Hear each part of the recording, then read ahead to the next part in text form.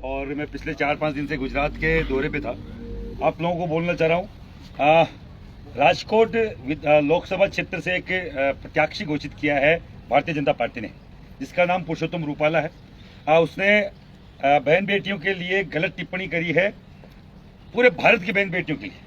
क्योंकि यार बंधुओं के माध्यम से बोलना चाह रहा हूँ, जब तक भारतीय जनता पार्टी पुरुषोत्तम रूपाला जैसे जहरीली मानसिकता के व्यक्ति की टिकट नहीं काट देती, हम पूरे देश में इस मुहिम को लेकर जाएंगे। आज मैं गुजरात से सीधा रास्ते में सिरोही है, पहली प्रेस कॉन्फ्रेंस में यहाँ कर रहा हूँ और आपके चैनलों के माध्यम से बोलना चाह रहा हूँ, जब तक टिकट नहीं कटेगी हम विरोध करेंगे।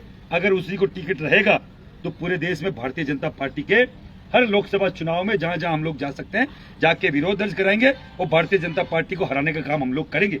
और शुरुआत यहां से की है।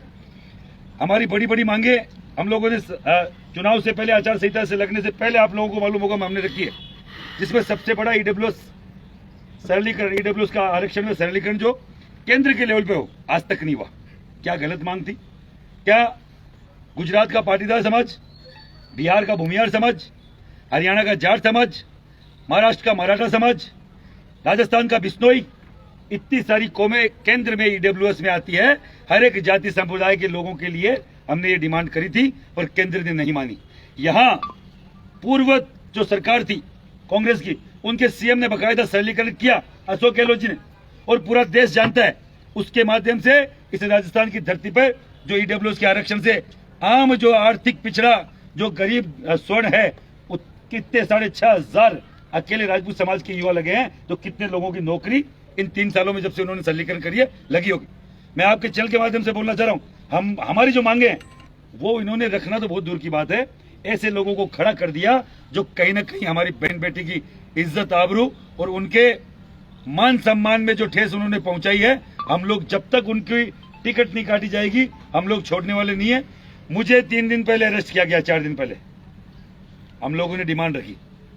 हम लोग वहां एक महिला थी, 3-4-5 महिलाएं, जिन्होंने बोला रूपाला की टिकट काटी जाए और टिकट नहीं कटेगी तो हम लोग जोहर करेंगे। हम लोग उनसे मिलने पहुंचे, मुझे पूरे दिन गिरफ्तार रखा। रात को मुझे आज उदयपुर की सीमा में 15-20 गाड़ियों से छोड़ के गए, जैसे कोई अपराधी है या कोई तड़ीपार, जिसको बोलते हैं तड़ीपार है। राज शेखावत हमारे समाज के एक अभिन्न अंग है। वो अहमदाबाद एयरपोर्ट पे उतरते हैं, उनको गिरफ्तार किया जाता है और उनके साथ बदसलूकी की जाती है। वो सबसे बड़ी बदसलूकी क्षत्रिय समाज का जो स्वाभिमान है वो उसका साफा है, उनके साफे को हाथ से उछाल दिया जाता है।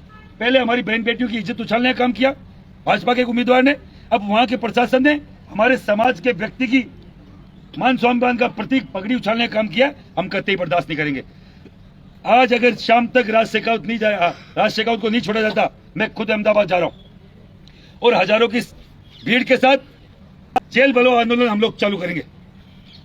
प्रशासन सुन ले, मैं यहां से बोल रहा हूं, इसका मतलब ये नहीं अहमदाबाद मेरे से यहां से 4 घंटे 5 घंटे की दूरी पर है। कोई जो भी समझने वाला है वो जिस तरीके से समझे उस तरीके से समझ ले। हमारे क्या क्या हम लोग बर्दाश्त करें। आपके शिवगंज जो आपकी नगर पालिका है, वहां पे एक बैनर पोस्टर होर्डिंग लगाया जाता है, ये हाथ हमें दे दे ठाकुर कि नहीं पहले वोट दे के आऊंगा। तो निर्वाचन आयोग से मैं बोलना चाह रहा हूं, क्या तुम्हें ठाकुर ही मिलता है क्या टारगेट करने के लिए? वो अधिकारी कौन है? सबसे पहले वो जो यहाँ कलेक्टर लगा हुआ है वो बर्खास्त हो और उस नगर निगम का, नगर पालिका का जो भी कोई अधिकारी है वो बर्खास्त हो, जिसने हमारे समाज के खिलाफ सीधा सीधा अशोभ ने टिप्पणी करी है। ठाकुर के हाथ क्यों काट ले भाई? ऐसे व्यक्तियों के हाथ क्यों नहीं काटे जाते? ऐसे अधिकारियों के हाथ और जबान क्यों नहीं काटी जाती जो इस तरीके के स्लोगन लिखने से पहले सोचते नहीं है? क्यों राजपूत ही मिलता है हाथ कटवाने के लिए? इतना सॉफ्ट टारगेट मत करो। अगर 2-5 दिन के अंदर अंदर यहाँ का कलेक्टर वो संबंधित अधिकारी निलंबित नहीं होता है तो मैं मेरे जिलाध्यक्ष को आज बोल के जा रहा हूँ, यह बड़ा प्रदर्शन हम लोग करेंगे। महिपाल सिंह खुद आएगा। मेरे यहाँ के प्रभारी सिरोही के, उनको बिना बात टारगेट किया जा रहा है पिछले कई दिनों से। कोई बोल रहा है मैं बजरंग दल से हूं, कोई बोल रहा है मैं आरएसएस हूं। मैं भी आरएसएस का बाल्यकाल से स्वयंसेवक हूं। ऐसा कौन सा आरएसएस का पदाधिकारी है जो करनी सेना से कहीं ना कहीं द्वेष रखता है? मुझे नाम बताओ उसका। हम लोगों ने खड़ा किया आरएसएस, ऐसी कई जगह हमने साका लगाने का काम किया है। अगर आरएसएस के नाम से यहाँ के जो विधायक है, यहाँ के जनप्रतिनिधि है, उनको अगर कोई तुम लोग प्रेशर में लेके हमारे पदाधिकारियों के खिलाफ कोई बकवास करना चाहो तो करनी से ना दो हाथ करने को तैयार है, छाती ठोक के तैयार है ना, या तो तुम बड़े हम बड़े, हम दिखा देंगे कौन क्या करता है। आपके इन पत्रकार बंधुओं के माध्यम से बोलना चाह रहा हूं, आज रात तक राज शेखावत छूटे, नहीं तो हम लोग कूच करेंगे।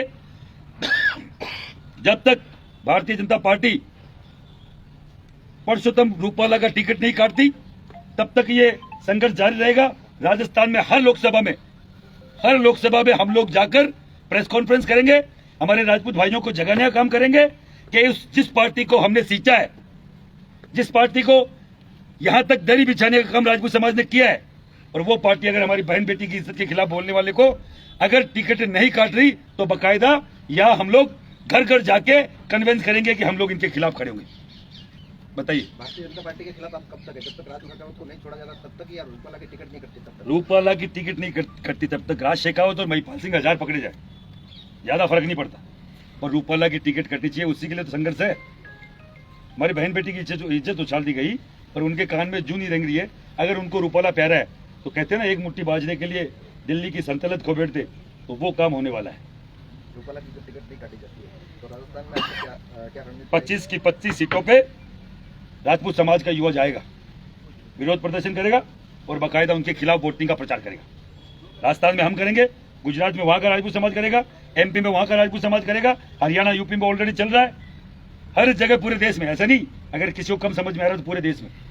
मुझे कोई एक सीट को टारगेट नहीं करना।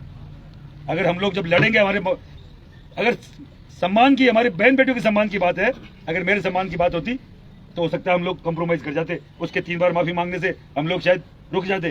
पर अगर मेरी बहन बेटी पे कोई गलत टिप्पणी करेगा और माफी की उम्मीद करेगा तो हम लोग माफ नहीं करेंगे। आज से यहीं से शुरुआत है, सिरोही की धरती से, यहाँ की धरती से ही शुरुआत है, और बाकायदा ये पूरे जब तक नहीं रुकेगा जब तक उसकी टिकट नहीं कट जाती।